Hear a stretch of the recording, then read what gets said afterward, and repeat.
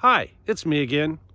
Normally I do these videos late in the day, but today it's going to be different because I'm getting ready to do a lot of work and I don't want to have to stop and do the video, and then I want to show you what I'm going to do as I do the work. So let's get to it. All right, so what I did yesterday was I created the connection between these two pieces here. The part that I made there, the white fender here, and then I made this connection between the two. Our humidity is unbelievably high, 91%, but if you look, probably the fact that it's overcast. By the way, I live near an airport, and you can hear the plane. I don't see it there, but anyway. All right, so what I did was I extended this past the edge of the door, and then what I'm doing is I'm marking where the edge of the door is. And then what I'll do is I'll cut this out with my multi-cutter, and then I'll shut this where the next piece meets. I'll make a mark, shut it, so that when you close the door, it will just miss that. The reason I'm doing that is because there's the piece that I cut. You see that curve right there, and it matches that. So what I'm doing is I'm getting this piece right here, which is an exact match of right here. So what I'll do is I'll cut a piece about that long off of here, or that wide, cut it off of here, and then I'll attach it to this. That's my plan, and it'll come down to wherever I end up. My plan is, once I get this closed, I'll probably go ahead and continue this piece across here. You can see where I kind of made a mark. We'll see what it looks like when it gets there. All right, that's that part. The next part is, if you look at, I have this radio controlled model of a 67 Corvette or whatever. There's minor differences between a 64 through 67. Doesn't matter. All right, so one of the defining features of these Corvettes is these eyebrows that are over both the front fender and the rear fender. Come up here and look. The front fender, you can see it right there if you look at it in just the right light. Obviously on the other side as well. If you look at the back, it's a little more subtle, but it's there. You can see the line right there. And then if you come over here, let me see if I can, there you are, you can kind of see it there too, right along here. Now you can see that this part's missing because the new fender is wider. Secondly, I had to cut it because I have to be able to open the trunk and the hatch here. So this piece right here is missing. Unfortunately, when I was cleaning up everything, I threw it away because it was this big U-shaped piece, and you know, in my mind I said, I won't need it. Not a big deal, but I wish I hadn't done that. Now if you look, people think that the new Corvette doesn't look anything like the old Corvette, but actually that's not true. If you look, there's the raised section, the body seam. If you look, sure enough, that continues on in the new C8. Same way with, if you look at where that piece is, it also matches. They did cover it up, like I said, with a whole bunch of extra lines and stuff that kind of hid all of that. If this would have been rounded, instead of all these sharp edges and corners, you could have seen the older car heritage a lot better. I'm putting that back into the car. Speaking of which, if you go over here and you look at this model, I bought this model for the Grand Sport because one of my intentions was to make a Grand Sport version of this. So I needed a model to use. I have a scanner. I'm going to try to use that.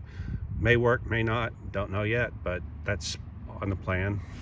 All right, so if you look in this drawing, the eyebrows are heavily accented, even more so than on this model, or I've owned a real one, and even more so than on the real one. So my question here is, they have made the eyebrows larger and more subtle on this car. So I have to decide, do I want to leave them large and subtle, or do I want to make them small and more pronounced? Haven't decided yet.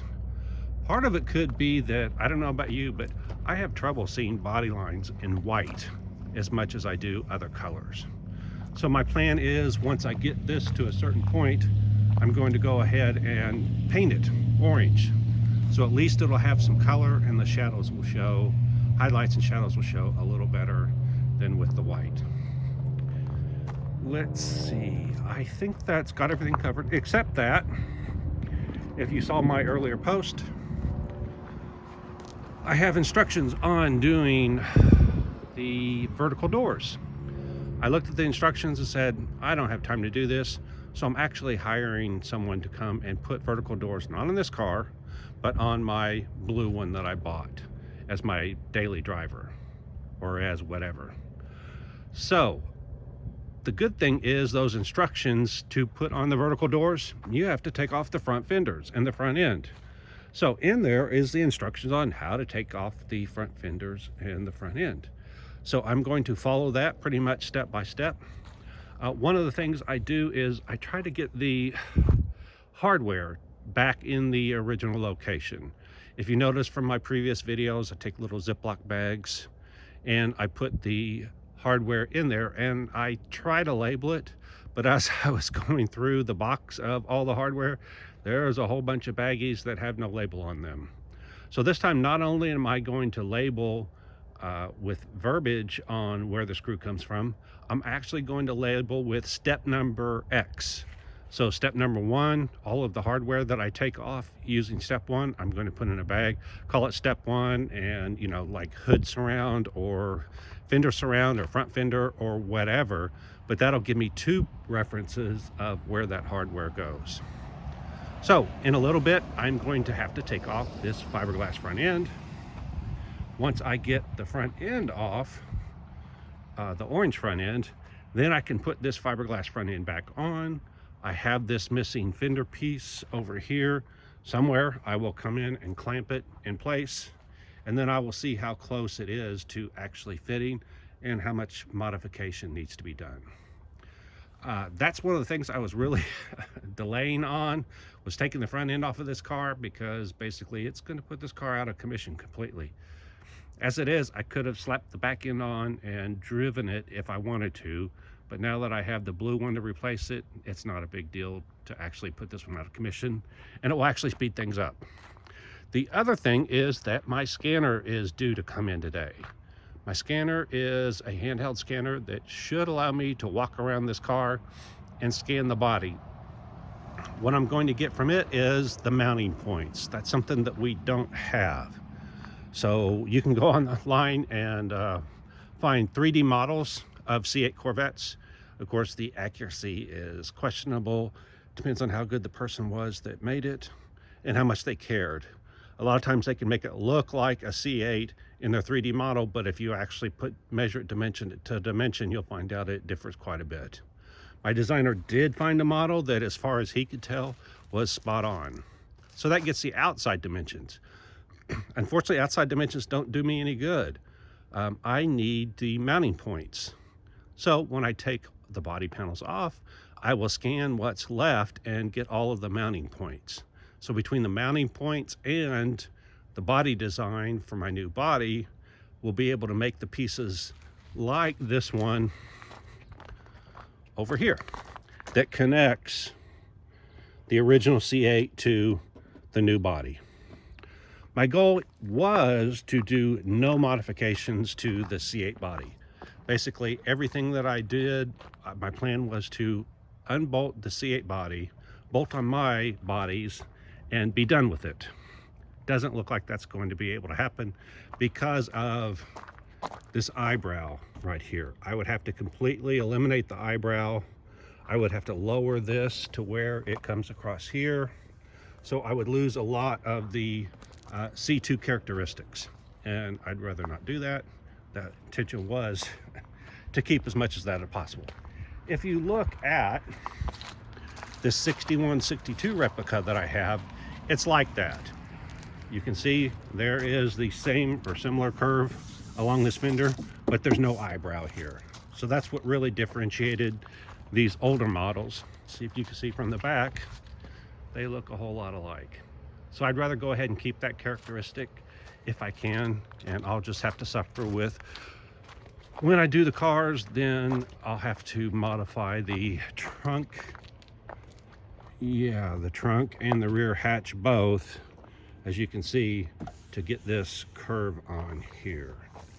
So part of me is wondering if I can steal this front eyebrow, make a copy of it, and then reverse it. In other words, the left front eyebrow here would become the right rear eyebrow here. And because that thing's large enough to cover the whole area, I could conceivably just set it on here, bond it in, blend it in, and then cut the seam right here. Come over here. Cut the seam right here. And then put a ledge or shelf vertically here.